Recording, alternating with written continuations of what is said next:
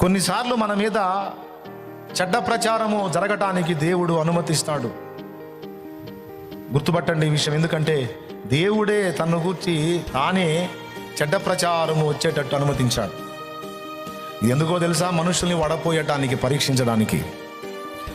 ఎప్పుడు భజన చేసేవాళ్లే కాదు మన దగ్గరకు వచ్చేది.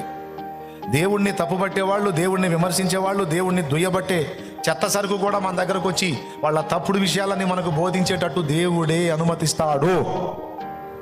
ఎందుకంటే యథార్థవంతులు, నిజ ప్రేమికులు ఎంతమంది ఉన్నారో ఫిల్టర్ చేసుకోవడానికి, వడపోసుకోవడానికి. ఏదైనా తోటలోనికి సాతాను సర్పంలో ప్రవేశించడానికి అనుమతించింది ఎవరు? ఆపలేడా వాడు రాకుండా? మరి ఎందుకు రానిచ్చాడు? దేవుని గురించి చెడ్డ మాటలు ఎందుకు చెప్పనిచ్చాడు? అలాగే అపవాది మనసులో చెడతనం వచ్చినప్పుడు, దేవుణ్ణే వాడు తప్పు పట్టడానికి ఆలోచించినప్పుడు, వీడు చెడిపోయాడని నెట్టేయకుండా దూతలందరికీ దేవుని గురించి వాడు చెడ్డ ప్రచారం చేస్తుంటే దేవుడు ఎందుకు చూస్తా ఊరుకున్నాడు? ఆ చెడ్డ ప్రచారం దూతల్లోనికి పాస్ అవుతుంటే దేవుడు చూస్తా ఉన్నాడు. ఎందుకో తెలుసా?